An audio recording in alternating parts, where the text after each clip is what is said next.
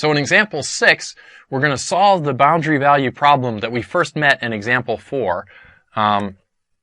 So we did most of the work here in examples 4 and 5. Example 6, we're just going to kind of drop in the answers that we got from before.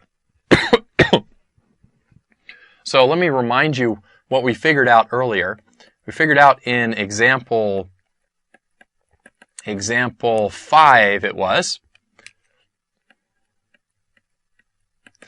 that we found those coefficients bn, and what we got was -1 to the n plus 1 times 8 over n pi. And now let me remind you of the general solution to the heat equation, which we worked out. We really worked this out a couple of lectures ago, but I reminded you at the beginning of this lecture what the general solution was. It's this fairly complicated formula, sum from n equals 1 to infinity of bn. It kind of looks like the Fourier series formula, sine of n pi x over L, but then there's also this t term, e to the negative n squared pi squared alpha squared t over L squared. So rather complicated, but the good news here is we've already figured out all the numbers here, so we really don't have to do any more work. We're just plugging things in. So what we figured out is that L is equal to 4. That came from here. We figured out that alpha squared is 4. That came from here. There's my alpha squared. And we've got our bn. We figured that out in example 5. Quite a bit of work to figure that out. That's probably the most work in the problem, is actually finding those Fourier coefficients. And I think that's all we need. We can plug everything in here. I'm going to go ahead and factor out an 8 over pi, because that's the same everywhere. 8 over pi from the bn.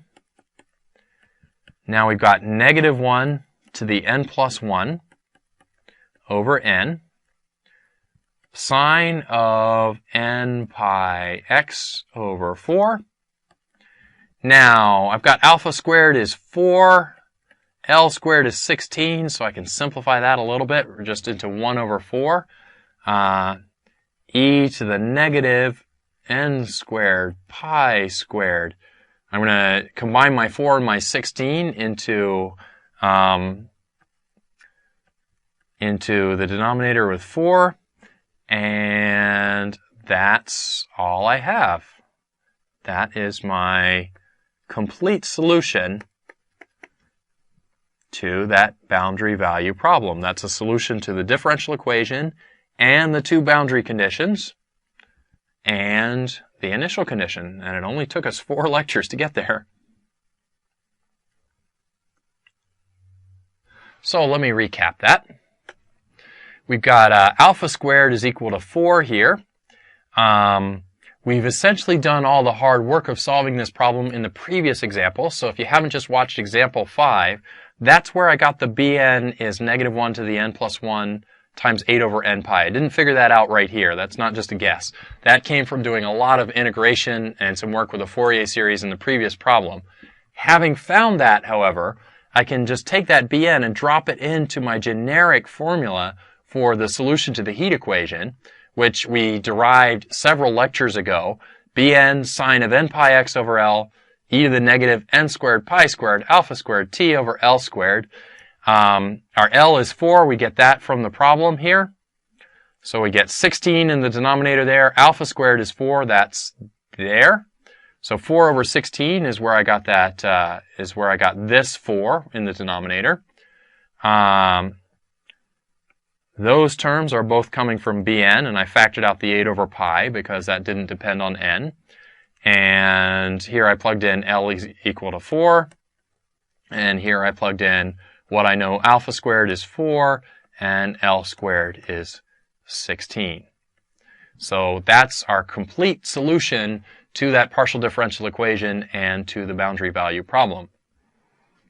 And that's the end of our lecture on solving the heat equation. You should know how to solve a heat equation now. And that actually wraps up this chapter on partial differential equations. And that wraps up this whole set of lectures on differential equations. So it's been a long journey, but I really appreciate your watching these lectures and joining me. I've had a lot of fun talking about differential equations, and I hope they go well for you. Just to remind you, these are the differential equations lectures on Educator.com. My name is Will Murray, and I really want to thank you for sticking with me through all the lectures. Bye-bye.